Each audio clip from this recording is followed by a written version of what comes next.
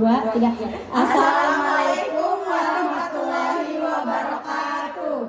Baiklah, di sini kita akan mempresentasikan tentang makalah corak hidup masyarakat praaksara. Perkenalkan, nama saya Rizky Ananda Ayu. Saya Intan Cahyani Putri. Saya Nida Askendi Putri. Saya Siza Humairah. Saya Putu Amelia Putri. Saya Kisya Tanai Zafira. Saya Elita Nadifa. Di sini kami akan mempresentasikan tentang corak hidup masyarakat praaksara. Yang pertama adalah kata pengantar.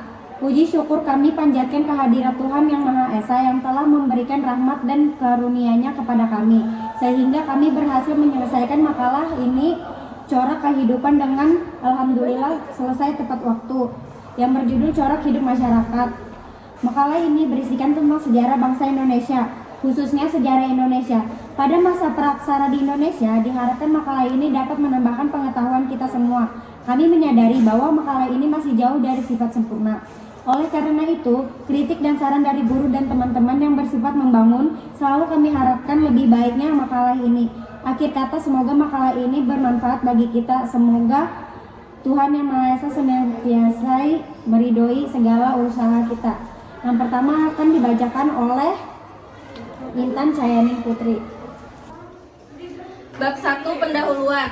Latar belakang. Wilayah Indonesia merupakan wilayah yang memiliki letak yang strategis, sehingga tidak heran jika terjadi akulturasi beragam budaya yang terjadi sejak zaman nenek moyang sampai zaman era global saat ini. Letak yang strategis tersebut sangat didukung oleh sumber daya manusianya. Untuk mempelajari kehidupan manusia, saat ini tidak ada salahnya kita merunutnya sampai pada masa silam, yaitu masa praaksara. Kehidupan manusia pada zaman praaksara senantiasa mengalami perubahan dan perkembangan. Semua itu bertahap dan melalui proses yang sangat lama. Tentunya corak kehidupan yang saat ini kita lakukan adalah perkembangan dari corak kehidupan pada zaman praaksara. Untuk itu, marilah kita menelaah corak kehidupan masyarakat praaksara. Bab 2, pembahasan. 1. Pola hunian. Semenjak masa Mesolitikum, Batu Tengah atau masa berburu, manusia telah mengenal tempat tinggal atau menetap. Sebelum itu, manusia tidak mengenal tempat tinggal dan hidup nomaden, berpindah-pindah.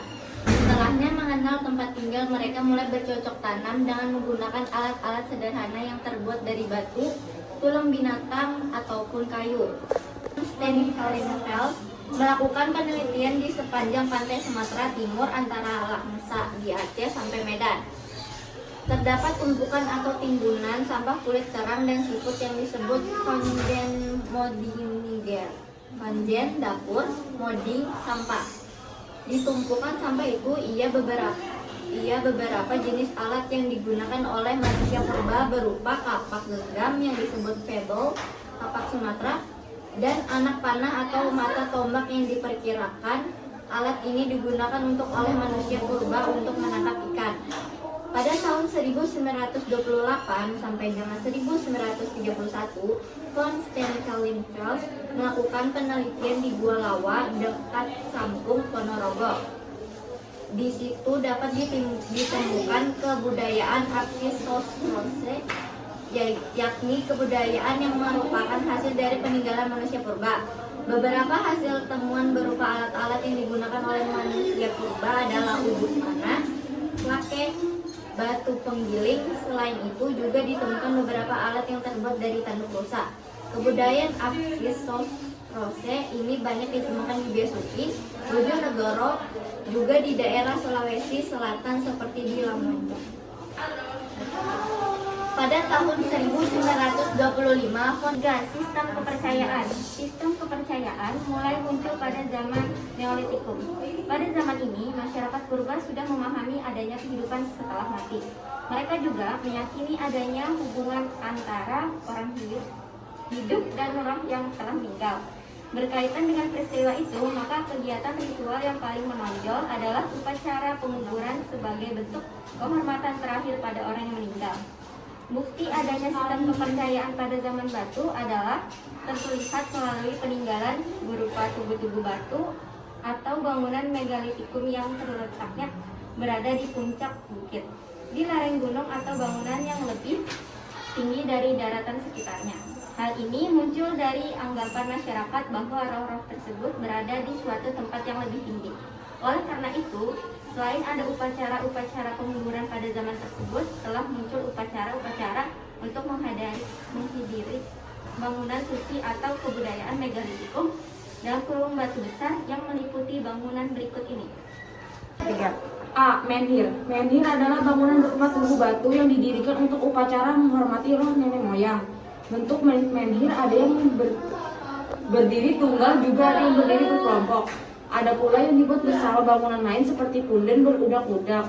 Namun, bangunan menhir yang dibuat oleh masyarakat Praksara tidak berdoman kepada satu bentuk saja. Lokasi tempat yang ditemukan menhir di Indonesia adalah Pasemah, Sumatera Selatan, Sulawesi Tengah, dan Kalimantan. B. Punden berundak-undak. Punden berundak-undak adalah bangunan dari batu yang bertingkat-tingkat dan fungsinya sebagai tempat pemujaan terhadap roh nenek moyang. Bangunan tersebut dianggap sebagai bangunan suci.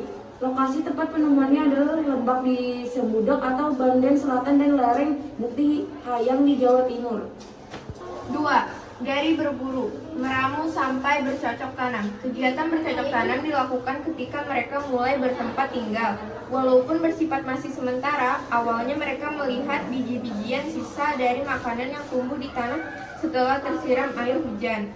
Hal itulah yang kemudian mendorong manusia purba untuk bercocok tanam peralihan zaman Mesolitikum dan Neolitikum, menandakan adanya revolusi kebudayaan dari food greeting menjadi food producing dengan Homo sapiens sebagai pendukungnya.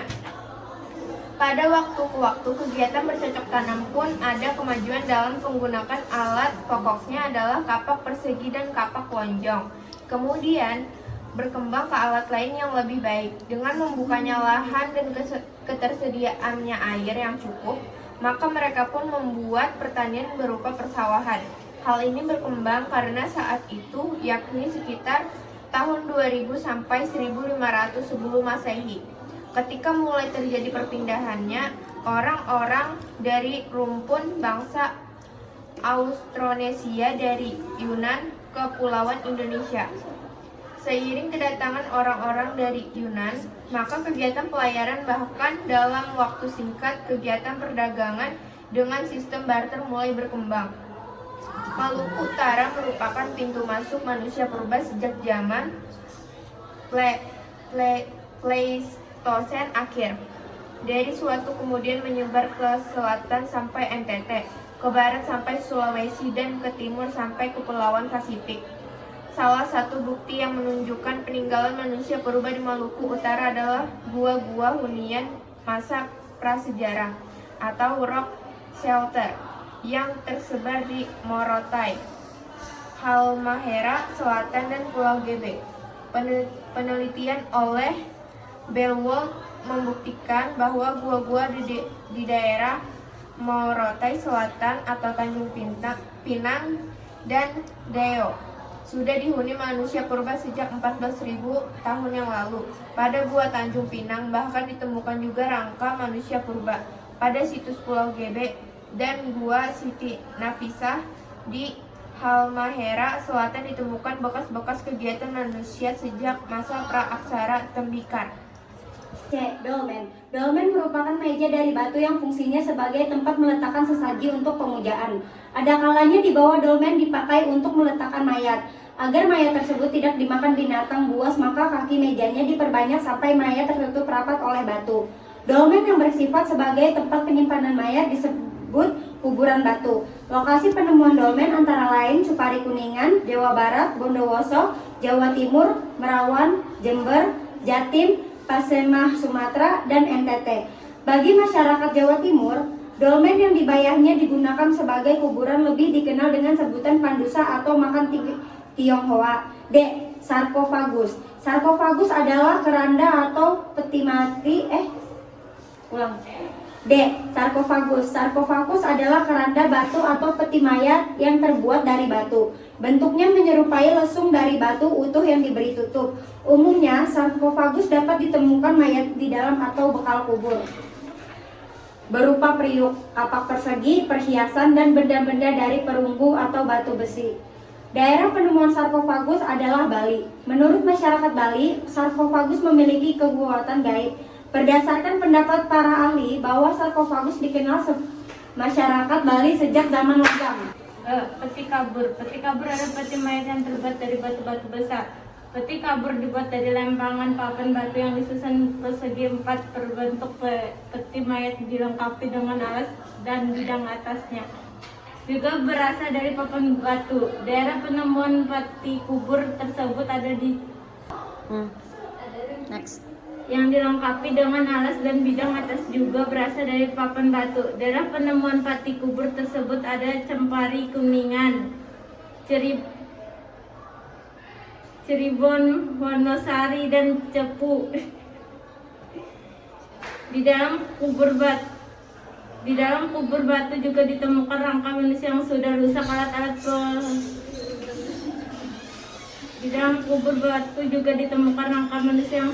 alat-alat perunggu dan besi serta menarik manik. Kesimpulan.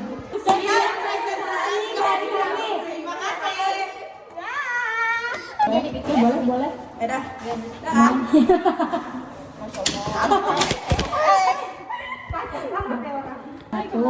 Satu, dua, tunggu. Assalamualaikum. Sini.